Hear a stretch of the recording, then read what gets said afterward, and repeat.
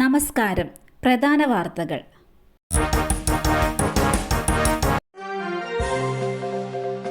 ശക്തമായ മഴ. മൂഴിയാർ ഡാമിന്റെ 3 ഷട്ടറുകളും തുറന്നു.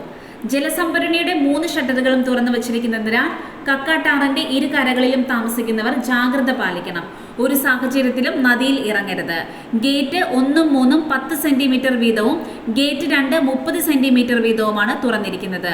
ഇന്ന് രാത്രി 9:15 വരെയുള്ള കണക്കനുസരിച്ച് 192.30 മീറ്റർ ആണ് ഡാമിലെ ജലനിരപ്പ്. വിവിധ ജില്ലകളിൽ മലയോര മേഖലകളിൽ രാത്രി യാത്ര നിരോധനം. വിനോദസഞ്ചാര കേന്ദ്രങ്ങൾ അടച്ചു. സംസ്ഥാനത്ത് വീണ്ടും മഴ ശക്തമാകുമെന്ന മുന്നറിയിപ്പിന് പിന്നാലെ വിവിധ മലയോര മേഖലകളിൽ ജാഗ്രതാ നിർദ്ദേശം. കോട്ടയം, ഇടുക്കി ജില്ലയുടെ മലയോര മേഖലയിൽ ഗതാഗത നിയന്ത്രണങ്ങൾ ഉൾപ്പെടെ പ്രഖ്യാപിച്ചു. ഈരാറ്റുപേട്ട വാഗമൺ റോഡിൽ രാത്രികാല യാത്ര നിരോധിച്ചു. മൂന്നാർ ഗ്യാപ് റോഡ് വഴിയുള്ള രാത്രികാല റോഡ് ഗതാഗതവും റോഡിന്റെ വശങ്ങളിലുള്ള വാഹനങ്ങളുടെ രാത്രിയും പകലുമുള്ള പാർക്കിങ്ങും ഇന്നു മുതൽ ചൊവ്വാഴ്ച വരെ നിരോധിച്ചു.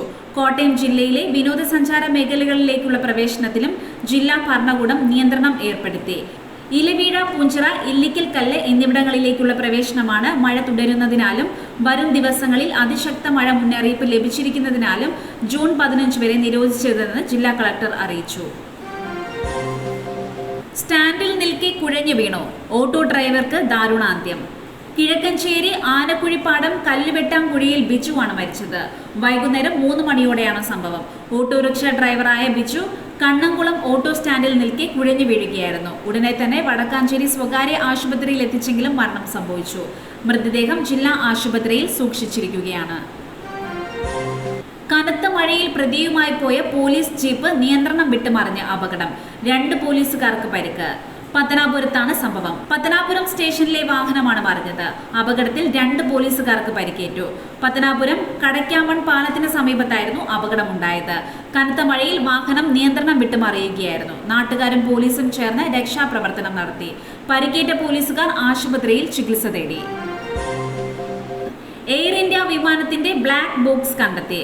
ലഭിച്ചത് വിമാനം ഇടിച്ചിറങ്ങിയ മെഡിക്കൽ കോളേജ് ഹോസ്റ്റൽ കെട്ടിടത്തിന്റെ മേൽക്കൂരയിൽ നിന്ന്. എയർക്രാഫ്റ്റ് ആക്സിഡന്റ് ഇൻവെസ്റ്റിഗേഷൻ ബ്യൂറോ ടീമാണ് ബ്ലാക്ക് ബോക്സ് കണ്ടെടുത്തത്. അപകടമുണ്ടായി 28 മണിക്കൂറുകൾക്ക് ശേഷമാണ് ബ്ലാക്ക് ബോക്സ് കണ്ടെത്തിയത്. അന്വേഷണത്തിലെ സുപ്രധാന ചുവടുവയ്പ് എന്നും വ്യോമയാന മന്ത്രി റാം മോഹൻ നായിഡു പറഞ്ഞു. ബ്ലാക്ക് ബോക്സ് കണ്ടെടുത്തതിനെ തുടർന്ന് അപകടത്തെക്കുറിച്ച് കൂടുതൽ അന്വേഷണം ആരംഭിച്ചു. എഞ്ചിനുകൾക്ക് സംഭവിച്ച തകരാർ അപകടത്തിലേക്ക് നയിച്ചുവെന്നാണ് ദൃശ്യങ്ങൾ പരിശോധിച്ചുള്ള പ്രാഥമിക വിലയിരുത്തൽ. വീണ്ടെടുത്ത ബ്ലാക്ക് ബോക്സ് ശാസ്ത്രീയ പരിശോധന നടത്തിയാലേ യഥാർത്ഥ കാരണം അറിയാനാകൂ.